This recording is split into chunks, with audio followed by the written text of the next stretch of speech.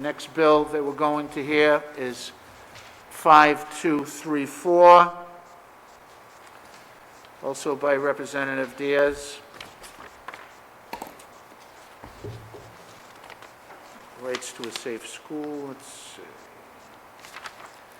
So this act allows schools to suspend students in and out of school if they are in grade 6 and above, and prohibit school committees or principal designated by the school committee from suspending students in grade 5 or below unless they possess a weapon, narcotics, or were found by a psychologist or other mental health professional to be a danger. So, and we have several people that have signed up on this legislation.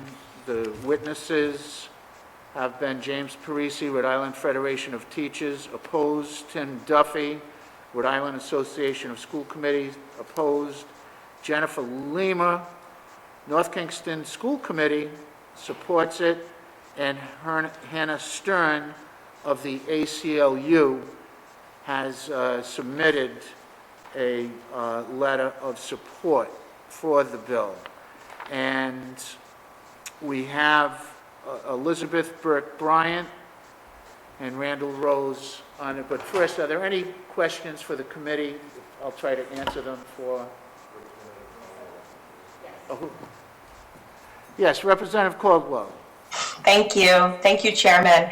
I have a question. So, as I guess perhaps everyone knows, I am a big fan of keeping kids in school, and especially little kids not having out-of-school suspensions. I'm wondering where the narcotics part came in. When I think about kids in grade 5 and under, so I have a kindergartner and a 3rd grader, and if they arrived at school with some kind of narcotics, that would not be because I think out of any necessarily wrongdoing or desire to do anything bad with them or to their peers or anything on their part. That would be something that they obviously got from their home and brought to school somehow, and seems more like a parent issue or a home issue that, you know, they got by accident or there's a problem at home. So I don't know if I would be supportive of something that would have an out-of-school suspension for a kindergartner who somehow got narcotics and brought them to school. You know, she's not trying to like sell drugs or anything like that. So I was curious about that portion of it. Yeah, I don't know why she included that, but you know, it's strange, Representative, some of the cases that you have. We had a situation in Pawtucket. We have 2 reps from Pawtucket here, and I think it was back in the 80s, where there was an ice cream man, very well known to the Pawtucket community. He has a couple of trucks, begins with P. I see a few heads nodding. But they were giving change with, like, stink bombs, right? So they're giving kids stink bombs. And, you know, Representative Caldwell, these, you know, could be a 5 or 6-year-old kid.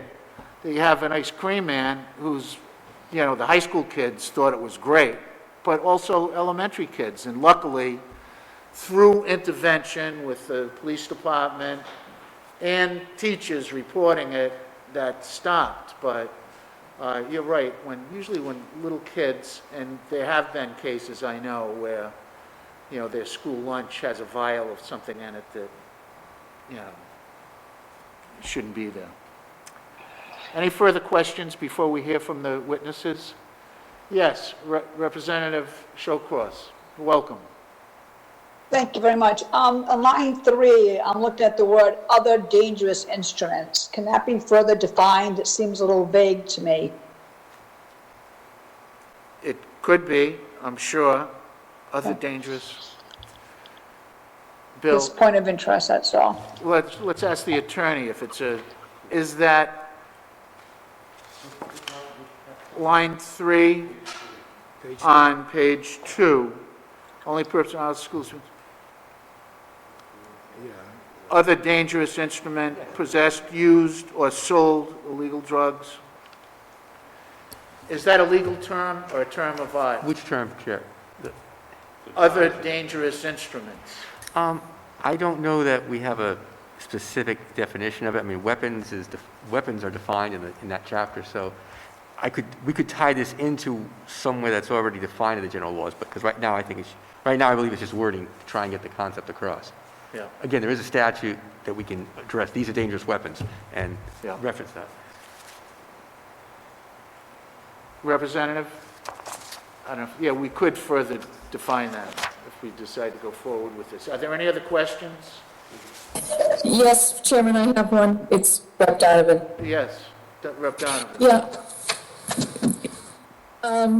I had a situation a few years ago where a 6-year-old brought a Boy Scout knife to school, and I was, as acting principal, I had to call the police. It was a mandatory suspension. The 6-year-old, that's kind of young. He didn't realize he just wanted to show his friends. And he had to go home for the X amount of days. So there's a no tolerance law that we have. So where does this bill come in? Bill? So she's talking about the weapons. That knife was defined as a weapon, as are the toy guns. Again, Chair and members of the committee, the term is just in here, and again, the whole idea of weapons in school has been a big issue, just can a repairman bring a knife in? But we do have general laws that define weapons and dangerous weapons, and they list a very extensive list of things, so we could refer back to that section, and it would encompass, it's not just a few words, it's a very long list of what is a weapon, and so we could tie it into that. Are there any further questions from the committee? Representative Phillips? Reading that section where we were talking about other dangerous instruments, the only thing that comes to my mind that I've known that kids have brought to school thinking that it's not a weapon was like a pair of scissors to be able to do paperwork or artwork or whatever, so they may consider that as a part of that definition of dangerous instrument. Yeah. I don't know. I'm just thinking of what students might have brought before. The box cut is... Any further questions on this? With that, Elizabeth Burke Bryant. And then we'll hear from Randall Rose.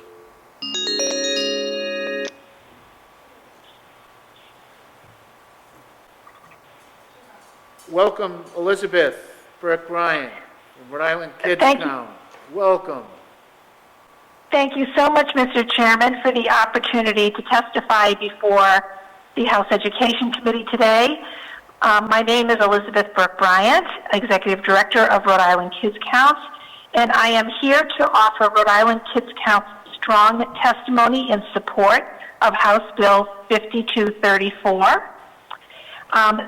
We appreciate Representative Diaz for sponsoring this bill and you, Mr. Chairman, for co-sponsoring it, along with Representatives Slater, Perez, and Tabone.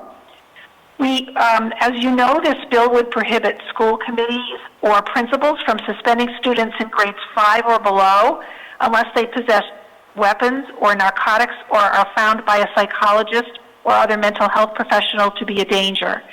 The bill also requires the use of restorative justice practices to address student behavior. As you know, Mr. Chairman and members of the committee, over the past several years, the General Assembly has passed a number of bills aimed at reducing suspensions, particularly out-of-school suspensions. Back in 2012, the General Assembly passed legislation that prohibited schools from using a student's absenteeism as the sole reason for an out-of-school suspension. And then during the 2016 session, the General Assembly passed legislation that requires school districts to evaluate the discipline data they already collect annually, identify racial and ethnic disparities or disparities among special ed students, and develop a plan to reduce disparities. And most importantly, the 2016 bill restricts the use of out-of-school suspensions to situations when a child's behavior represents a demonstrable threat to students, teachers, administrators, or causes a serious disruption, and the student has failed to respond to corrective and rehabilitative measures. We are also encouraged by efforts that the General Assembly, as well as the Rhode Island Department of Education and individual school districts, have made to reduce out-of-school suspensions and encourage the use of alternative disciplinary approaches. I do, with all of the good things and the good momentum that has been going in terms of these policy changes, despite these efforts to change policy and law, the number of out-of-school suspensions decreased by less than 1% since 2016, when the General Assembly passed the law that I just described, restricting the use of out-of-school suspensions. And during the 2018-19 year, there were 21,562 suspensions, and 46% of those, almost 10,000, were out-of-school suspensions. And more than half of out-of-school suspensions were for nonviolent offenses, such as insubordination, disrespect, disorderly conduct, and other categories. This bill really, really zeroes in on the fact that we really need to reduce suspensions involving elementary school students. In fact, this bill is very important to pass because this bill, as I said earlier, would prohibit principals and school committees from suspending students in grade 5 or below unless they possess very serious issues such as weapons or narcotics or are found to be a danger. And the reason this is so important, Mr. Chairman and members of the committee, is that we have data that we've tracked using Rhode data that of all disciplinary actions during the 2018-19 school year, 15% of them, or 1,515, involved elementary school students in kindergarten through 5th grade. And 74% of these suspensions were out-of-school suspensions. Kindergartners in particular, during the 2018-19 school year, received 133 disciplinary actions, including 110 out-of-school suspensions. So as you know, we work very, very closely with you to elevate school climate as a key issue and decrease the use of suspensions, provide resources to school districts to help ensure that schools are safe and secure. And we really think this bill would be a very important step on top of the work that the General Assembly has already done and passed in law to say we really don't want to see suspensions of young students, that there need to be other alternatives, and we really urge your support and passage of this important bill. Thank you, Elizabeth. Are there any questions for Elizabeth Burke Bryant? Yes.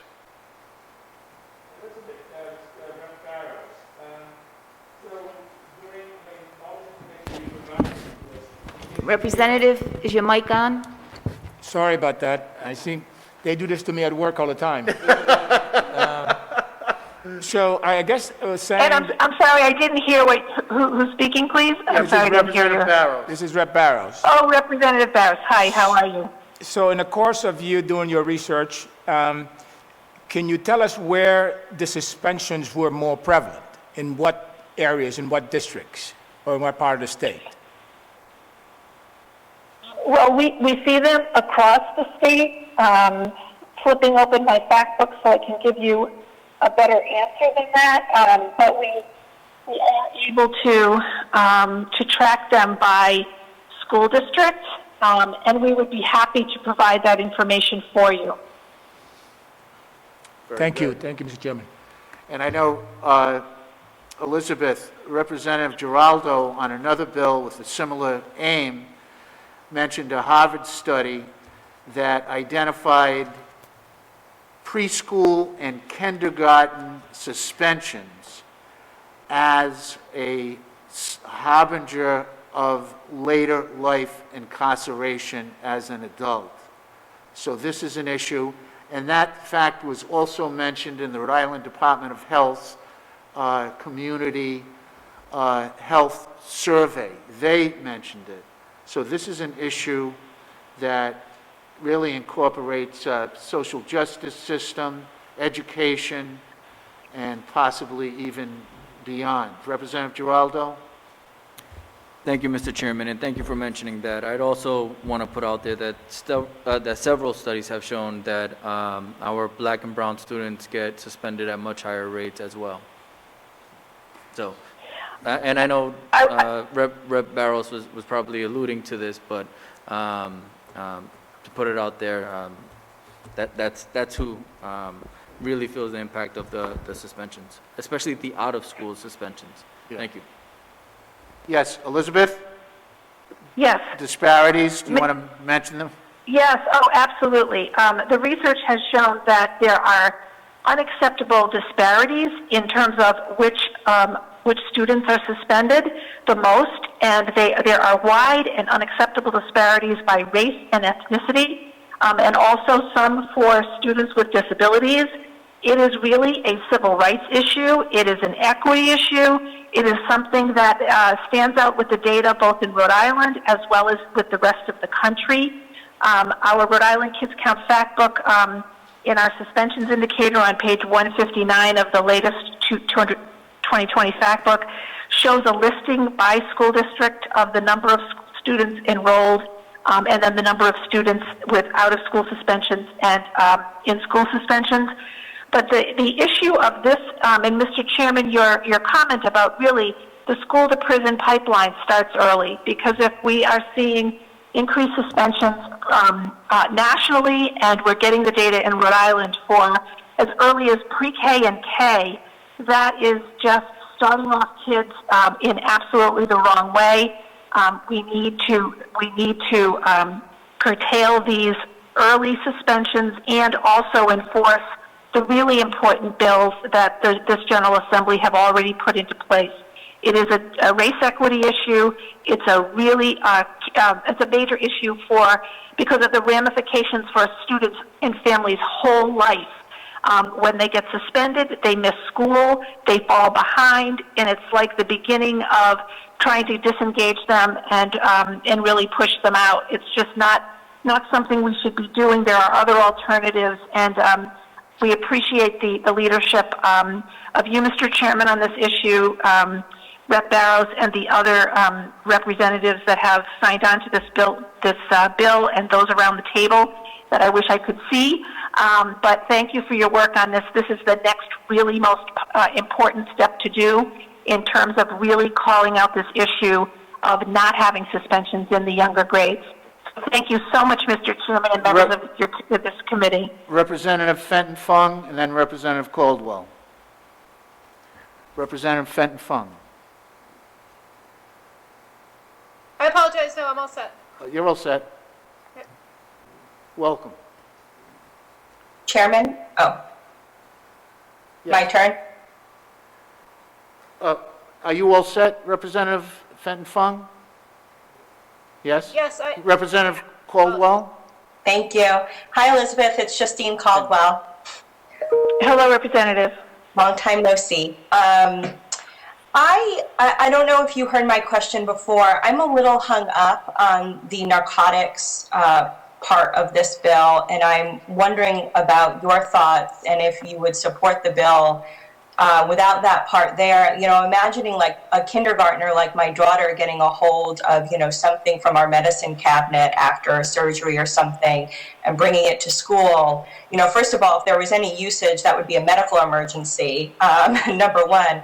And number two, I don't think she or anyone deserves to be suspended for that. I think, you know, that is an accident, hopefully not a dangerous one. And, you know, I don't think kindergartners can bring items like those to school and deserve to be either sent home to a situation where they found something like that too readily or too easily, which might be dangerous, or, you know, or any way threatening their classmates.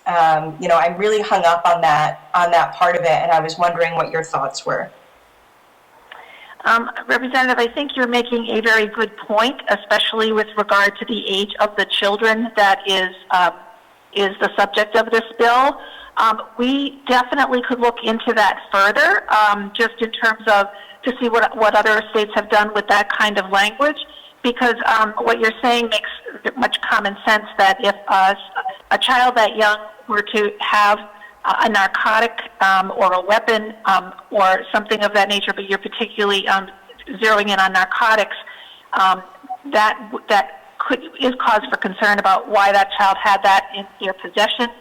And perhaps we can take a look at this language with the permission of the sponsor, and we can do some further work on that and get back to you and Chairman McNamara and Representative Diaz. That would be great. Thank you, Elizabeth. Thank you. Representative Bryant. Yes, so we're, and just in support of Representative Caldwell were remarks also. So, yeah, and those are the two concerns that I have on this bill, also based on the language, also based on like in narcotics, and also weapon, because what I'm saying is, what I'm here reading from this bill, if we just do suspend kids because automatically one because of narcotics and because of weapon, so suspending the kid 1 or 2 days or 3 days or 4 or 5 days, they're going to return to school. What happened next? Mm-hmm. You know, so I think that is the language probably that we have to work on, most especially narcotics. Those kids in elementary school, they're not finding narcotics on the street while coming to school, you know, or even weapons. So I think those are things that we probably have to get deeper into and find them more before this bill, probably, like, you know, before this bill, like, it'll move forward. Yep. All right, because I think we just have to find at the bottom of, you know, what's going on with our elementary kids, and most especially we're kind of like and narrow it down. I mean, I could give you some stats, right? Like Providence, Pawtucket, Central Falls. I mean, our elementary kids, I'm asking him firsthand, you know, second grader being like a suspended for like 2 or 3 weeks, you know, trying to be expelled, and that is ridiculous. All right. So, again, thank you, but I think those are the languages I want us to take a look at and say, to find exactly what is actually going on as the reason why these kids are bringing these, like, things to school, what's going on at home. And I think that is the key factor. Very good. Thank you, Representative Baya. Are there any other questions? Thank you. Elizabeth, thank you very much. And we have one more witness, Mr. Randall Rose.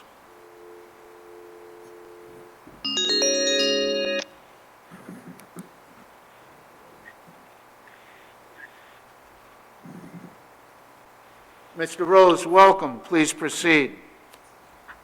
Thank you, Mr. Chair, and let me turn off the audio here.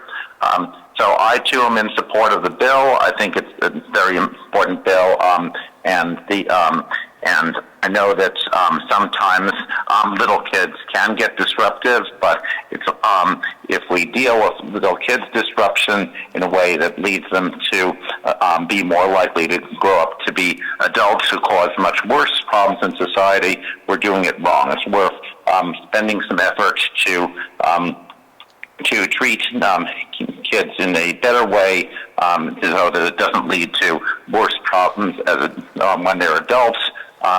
And sometimes that means not necessarily taking the easy way out for the school of just sending the student home.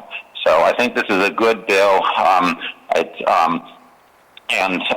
It's also in line with federal policy that the Every Student Succeeds Act that was passed under the Obama administration has many provisions encouraging states and school districts to reduce exclusionary disciplines such as out-of-school suspensions. And unfortunately, as we've heard, the school districts have not always been quick enough to comply, but this is a bill like this would help to remind school districts, to principals and teachers that even though it may be a little difficult to deal with a disruptive little kid, they should think twice about sending the student home because of the larger consequences for society that we haven't been talking about here. So this is a very helpful bill because the schools are not going to always keep those larger consequences in mind if we don't pass a law about this. So I think this is a good bill. I think it could use with some clarification. It could use some clarification to say we are not saying that every offense that is eligible for suspension under this bill for an elementary or kindergarten student has to result in suspension. The bill doesn't say that all the offenses that are eligible for suspension have to result in suspension. It just says that that is one option, and I think the bill could use some more clarifying language about how even in the cases that are technically eligible for suspension, school districts may consider other approaches such as in-school suspension or restorative justice. The language about restorative justice in this bill could be misread to say that restorative justice is only to be used in cases when the student is not eligible for out-of-school suspension. So it should be clear that out-of-school suspension, even in the cases where a student is eligible for it under this bill, is only one tool in the toolbox and not necessarily the most preferred one. But regardless, I am in favor of this bill. Thank you. Thank you, Mr. Rose. Are there any questions for Mr. Rose? Thank you. That concludes the hearing on House Bill 5234. Very interesting.